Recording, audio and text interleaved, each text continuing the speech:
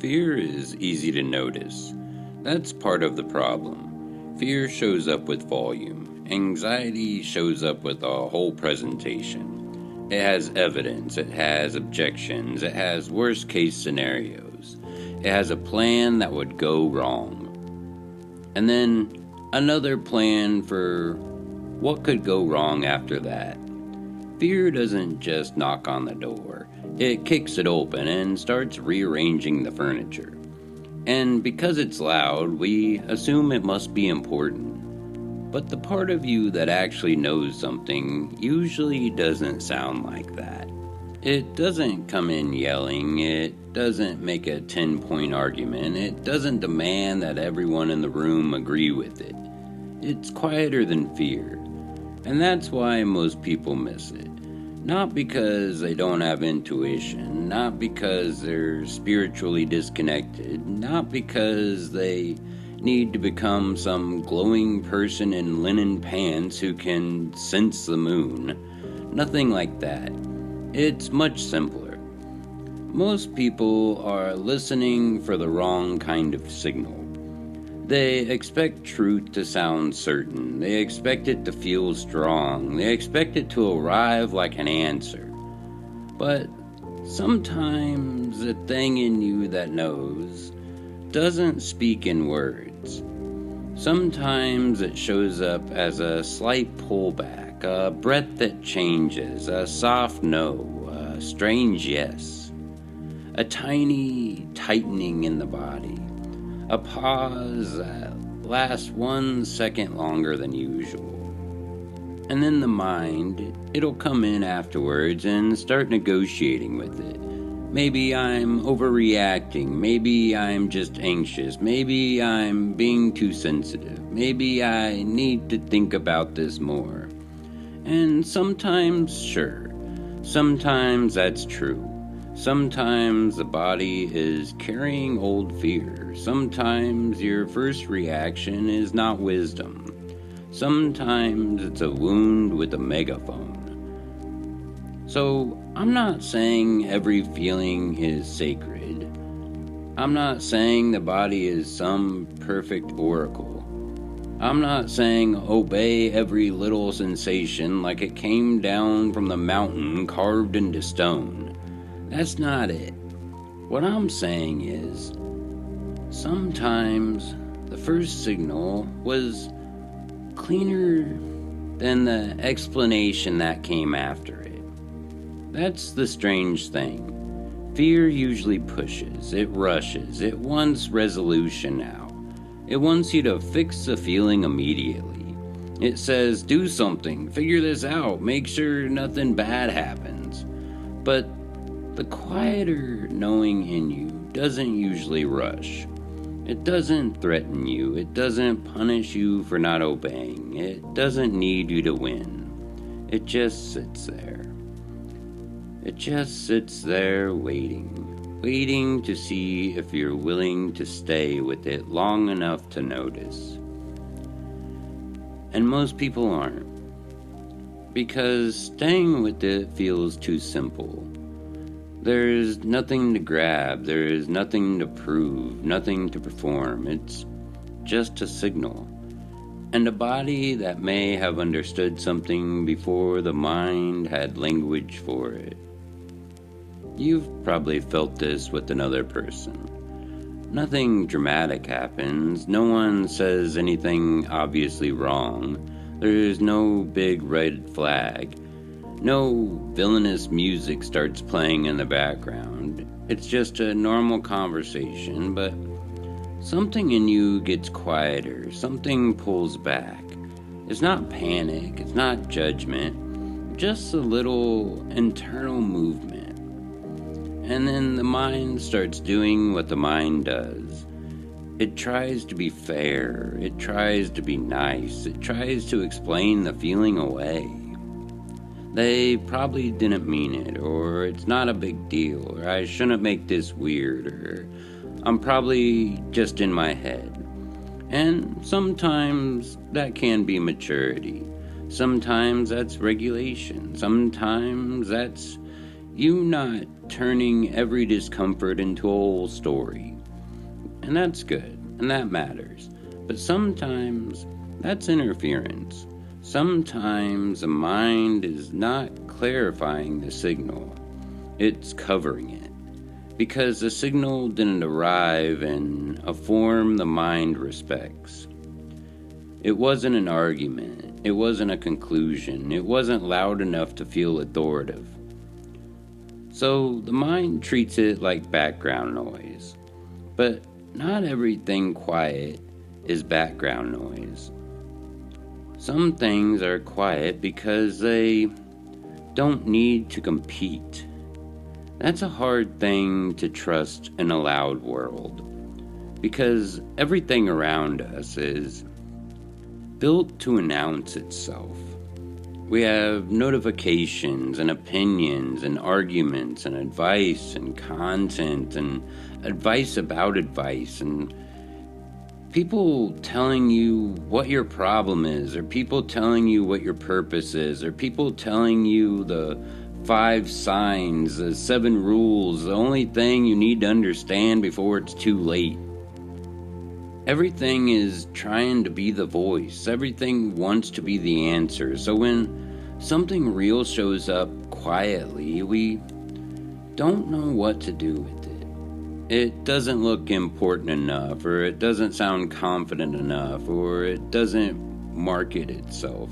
It just sits there, like a stone at the bottom of a river, and the water moves around it. The water moves over it.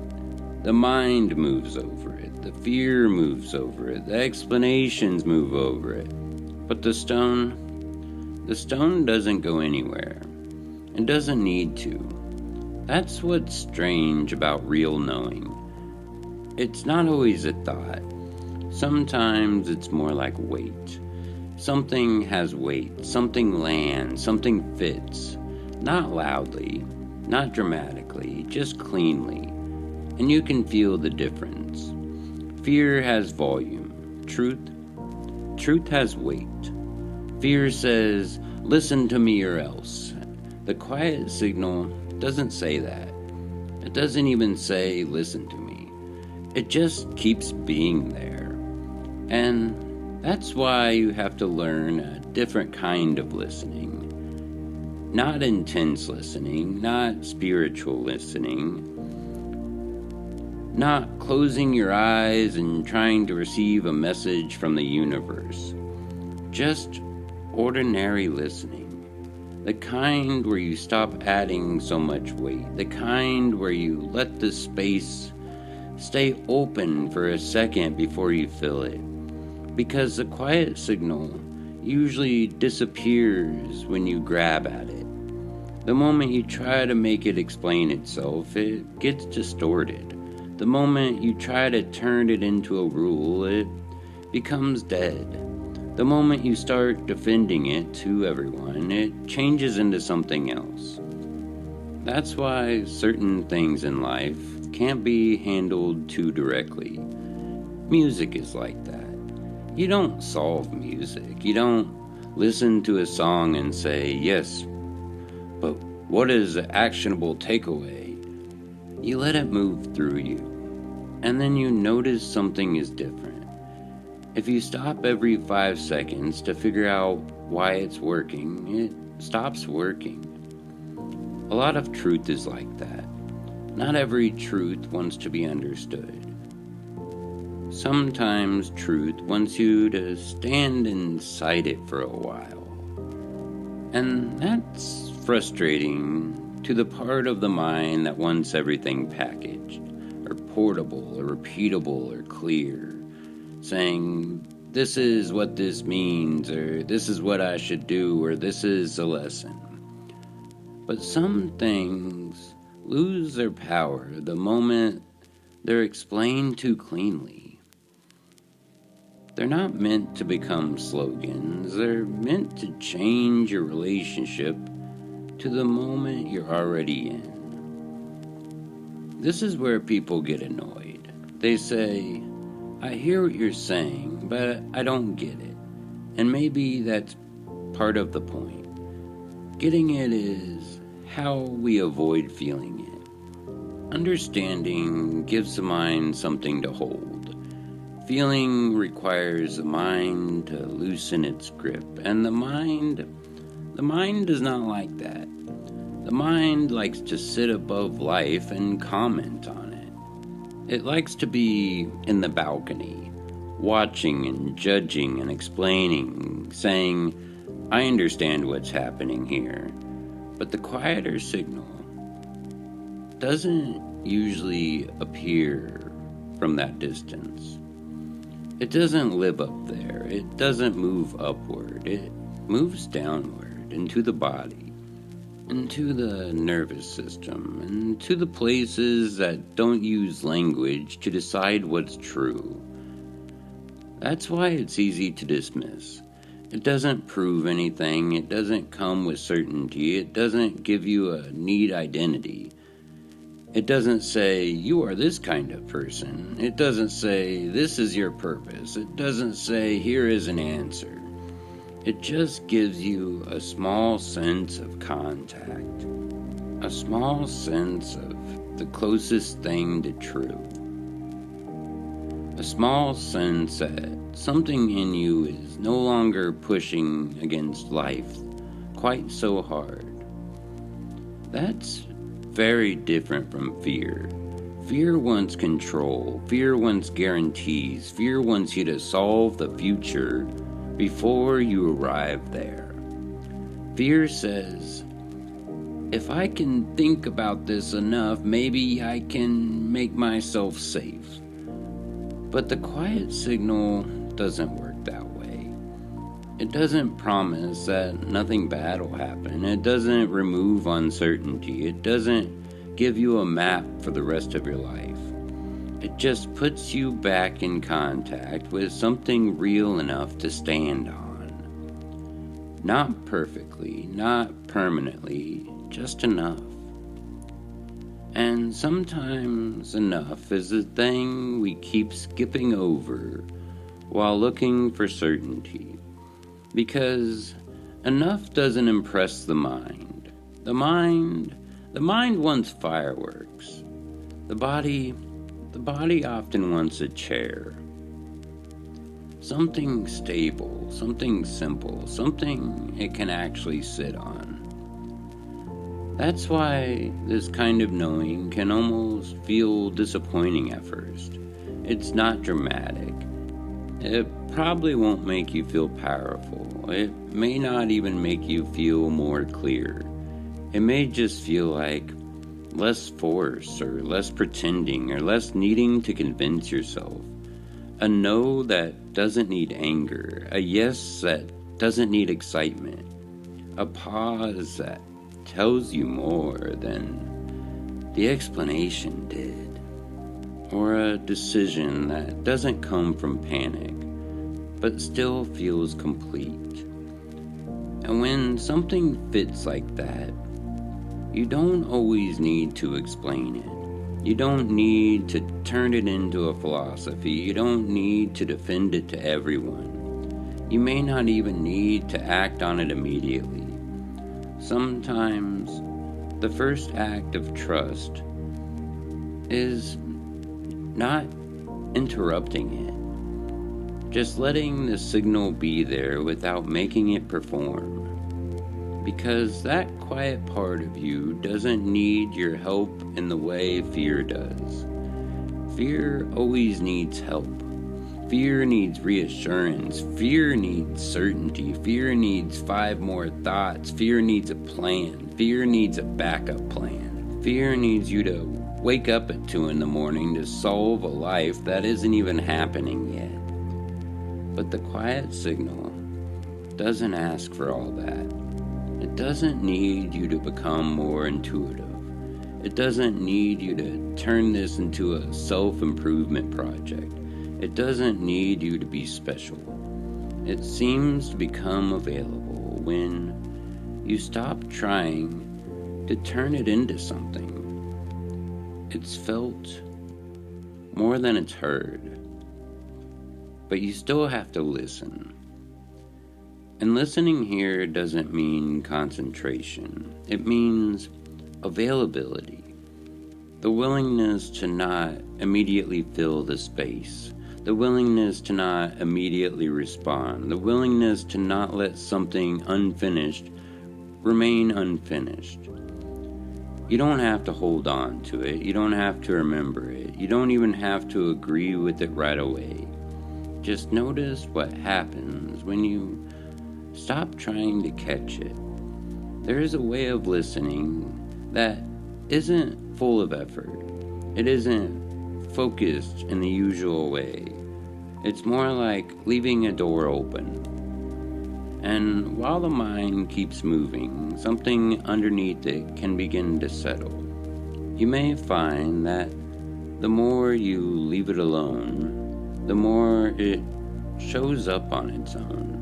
Not louder, not more clear, just easier to notice.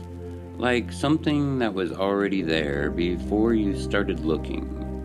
And maybe later, in some ordinary moment, where you're talking to someone or walking somewhere or standing in your kitchen, about to say yes when something in you wants to say no, or about to say no when something in you quietly knows yes.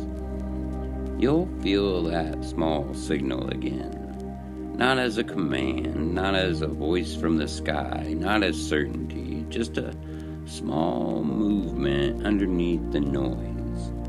And maybe this time, you won't rush to explain it away. Maybe you won't need to make it louder. Maybe you won't need to prove it. Maybe you'll just notice that fear has volume. And truth has weight. And the thing with weight, the thing with truth, it doesn't always need to shout. It can sit there, quietly, waiting, not as something you create, but as something you stop interrupting.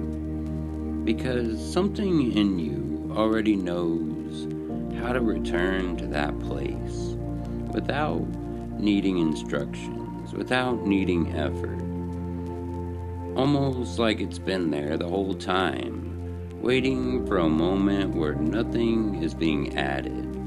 And when that happens, you may not even notice it right away, but something will feel different, quieter maybe, a little less pushed, less like you have to drag yourself into the right life from the outside. And that's usually enough.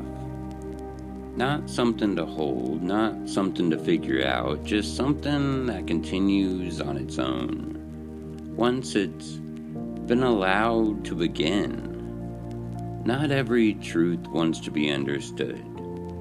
Some just want you to stay long enough to feel where they land. And if you do, you'll know. Not because you can say it back, but because you won't need to.